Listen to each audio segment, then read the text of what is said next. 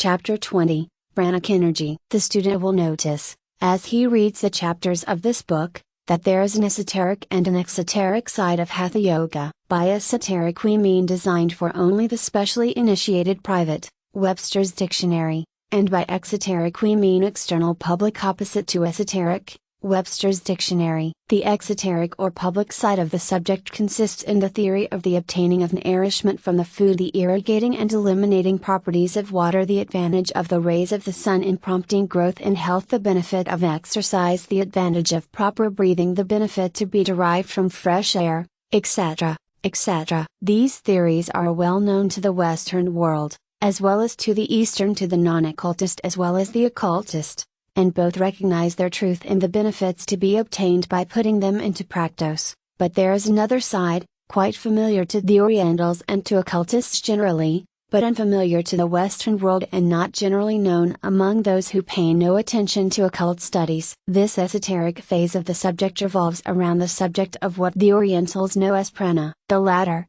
and all occultists, know that man obtains prana as well as nourishment from his food, prana as well as a cleansing effect from the water he drinks, prana properly distributed as well as mere muscular development in physical exercise, prana as well as heat from the rays of the sun, prana as well as oxygen from the air he breathes, and so on. This subject of prana is interwoven with the entire Hatha Yoga philosophy, and must be seriously considered by its students. This being the case, we must consider the question, what is prana? We have explained the nature and uses of prana in our little book, Science of Breath, and also in our Yogi Philosophy and Oriental Occultism, more generally known as the Yogi Lessons, 1904. And we dislike to fill the pages of this book with what may seem to be a repetition of that which has appeared in our other books. But in this instance, and a few others, we must reprint what we have already said, for many people who read this book may not have seen our other publications,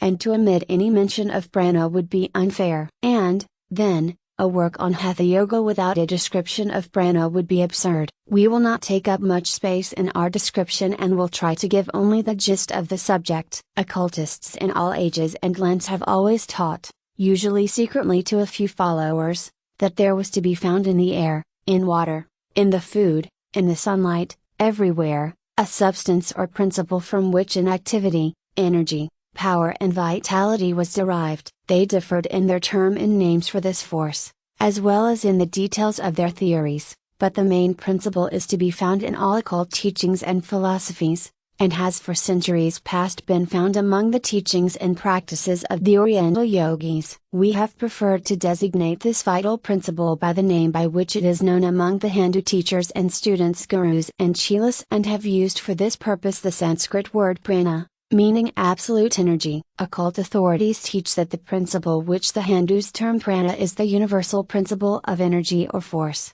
and that all energy or force is derived from that principle, or, rather, is a particular form of manifestation of that principle. These theories do not concern us in the consideration of the subject matter of this work, and we will therefore confine ourselves to an understanding of prana as the principle of energy exhibited in all living things, which distinguishes them from a lifeless thing. We may consider it as the active principle of life, vital force, if you please. It is found in all forms of life, from the amoeba to man, from the most elementary form of plant life to the highest form of animal life. Prana is all-pervading. It is found in all things having life, and as the occult philosophy teaches that life is in all things, in every atom, the apparent lifelessness of some things being only a lesser degree of manifestation, we may understand their teachings that prana is everywhere, in everything. Prana must not be confounded with the ego, that bit of divine spirit in every soul, around which clusters matter and energy. Prana is merely a form of energy used by the ego in its material manifestation. When the ego leaves the body,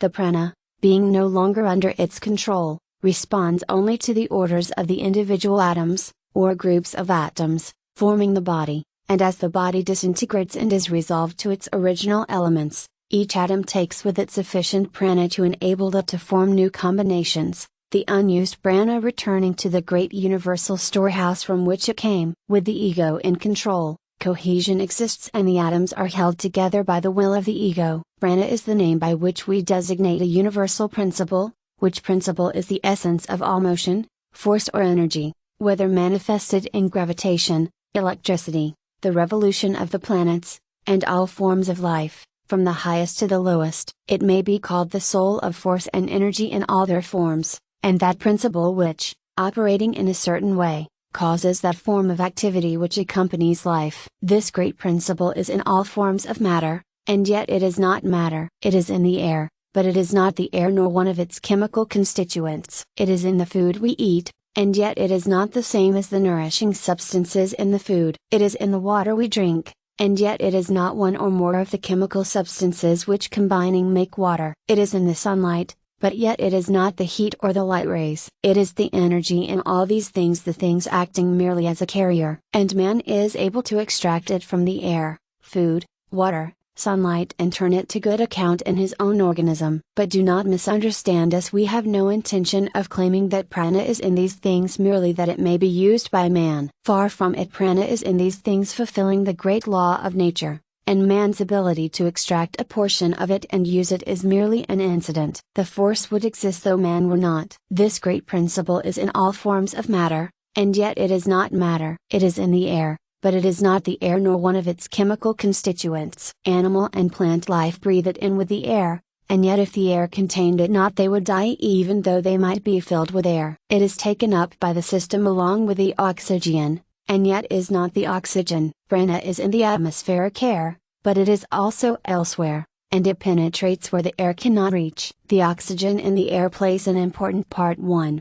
Sustaining animal life, and the carbon plays a similar part with plant life, but prana has its own distinct part to play in the manifestation of life. Aside from the physiological functions, we are constantly inhaling the air charged with prana, and are as constantly extracting the latter from the air and appropriating it to our uses. Prana is found in its freeze state in the atmospheric air, which when fresh is fairly charged with it, and we draw it to us more easily from the air than from any other source. In ordinary breathing we absorb and extract a normal supply of prana, but by controlled and regulated breathing, generally known as yogi breathing, we are enabled to extract a greater supply, which is stored away in the brain and nerve centers, to be used when necessary. We may store away prana, just as the storage battery stores away electricity. The many powers attributed to advanced occultists is due largely to their knowledge of this fact and their intelligent use of this stored up energy. The yogis know that by certain forms of breathing they establish certain relations with the supply of prana and may draw on the same for what they require. Not only do they strengthen all parts of their body in this way, but the brain itself may receive increased energy from the same source, and latent faculties be developed and psychic powers attained. One who has mastered the science of storing away prana, either consciously or unconsciously, often radiates vitality, and strength which is felt by those coming in contact with him, and such a person may impart this strength to others, and give them increased vitality and health. What is called magnetic healing is performed in this way. Although many practitioners are not aware of the source of their power, Western scientists have been dimly aware of this great principle with which the air is charged, but finding that they could find no chemical trace of it, or make it register on any of their instruments, they have generally treated the Oriental theory with disdain. They could not explain this principle, and so denied it. They seem, however, to recognize that the air in certain places possesses a greater amount of something, and sick people are directed by their physicians to seek such places in hopes of regaining lost health. The oxygen in the air is appropriated by the blood and is made use of by the circulatory system. The prana in the air is appropriated by the nervous system,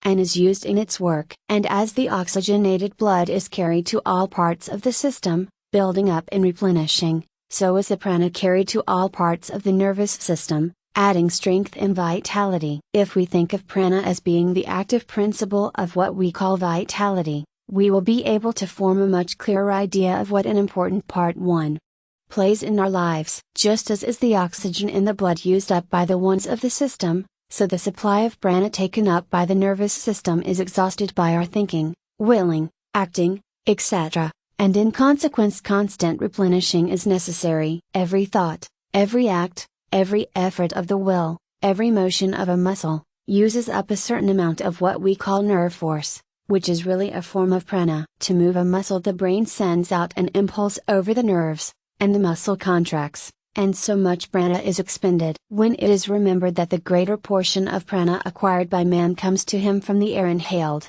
the importance of proper breathing is readily understood. It will be noticed that the Western scientific theories regarding the breath confine themselves to the effects of the absorption of oxygen, and its use through the circulatory system, while the yogi theory also takes into consideration the absorption of prana, and its manifestation through the channels of the nervous system. Before proceeding further, it may be as well to take a hasty glance at the nervous system. The nervous system of man is divided into two great systems, viz., the cerebrospinal system and the sympathetic system. The cerebrospinal system consists of all that part of the nervous system contained within the cranial cavity and the spinal canal, viz., the brain and the spinal cord, together with the nerves which branch off from the same. This system presides over the functions of animal life known as volition, sensation, etc. The sympathetic system includes all that part of the nervous system located principally in the thoracic, abdominal and pelvic cavities,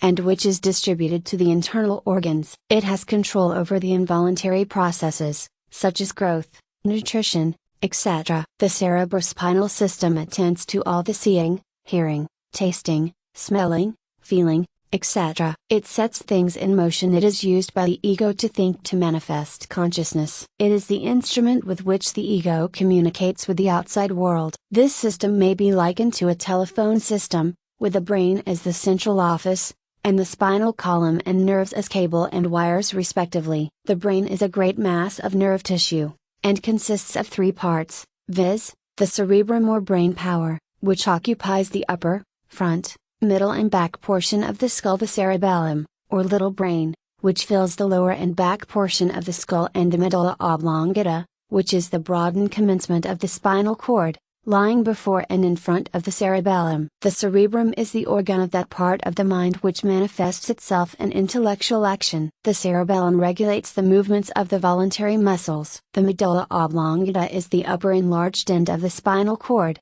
and from it and the cerebrum branch forth the cranial nerves which reach to various parts of the head, to the organs of special sense, and to some of the thoracic and abdominal organs, and to the organs of respiration. The spinal cord, or spinal marrow, fills the spinal canal in the vertebral column, or backbone. It is a long mass of nerve tissue, branching off at the several vertebrae to nerves communicating with all parts of the body. The spinal cord is like a large telephone cable, and the emerging nerves are like the private wires connecting therewith. The sympathetic nervous system consists of a double chain of ganglia on the side of the spinal column, and scattered ganglia in the head, neck, chest and abdomen. A ganglion is a mass of nervous matter including nerve cells. These ganglia are connected with each other by filaments, and are also connected with the cerebrospinal system by motor and sensory nerves. From these ganglia numerous fibers branch out to the organs of the body, blood vessels, etc. At various points, the nerves meet together and form what are known as plexuses. The sympathetic system practically controls the involuntary processes, such as circulation, respiration and digestion. The power or force transmitted from the brain to all parts of the body by means of the nerves, is known to Western science as nerve force, although the yogi knows it to be a manifestation of prana. In character and rapidity it resembles the electric current. It will be seen that without this nerve force the heart cannot beat, the blood cannot circulate, the lungs cannot breathe, the various organs cannot function. In fact, the machinery of the body comes to a stop without it. Nay, more, even the brain cannot think without prana be present. When these facts are considered, the importance of the absorption of prana must be evident to all, and the science of breath assumes an importance even greater than that accorded it by Western science. The yogi teachings go further than does Western science, in one important feature of the nervous system. We allude to what Western science terms the solar plexus, and which it considers as merely one of a series of certain matted nets of sympathetic nerves with their ganglia found in various parts of the body. Yogi science teaches that this solar plexus is really a most important part of the nervous system, and that it is a form of brain, playing one of the principal parts in the human economy. Western science seems to be moving gradually towards a recognition of this fact, which has been known to the yogis of the East for centuries, and some recent Western writers have termed the solar plexus the abdominal brain. The solar plexus is situated in the epigastric region, just back of the pit of the stomach on either side of the spinal column. It is composed of white and gray brain matter, similar to that composing the other brains of man. It has control of the main internal organs of man, and plays a much more important part than is generally recognized. We will not go into the yogi theory regarding the solar plexus, further than to say that they know it as the great central storehouse of prana. Men have been known to be instantly killed by a severe blow over the solar plexus, and prize fighters recognize its vulnerability and frequently temporarily paralyze their opponents by a blow over this region. The name solar is well bestowed on this brain, as it radiates strength and energy to all parts of the body, even the upper brains, depending largely upon it as a storehouse of prana. Sooner or later Western science will fully recognize the real function of the solar plexus, and will accord to it a far more important place than it now occupies in their textbooks and teachings.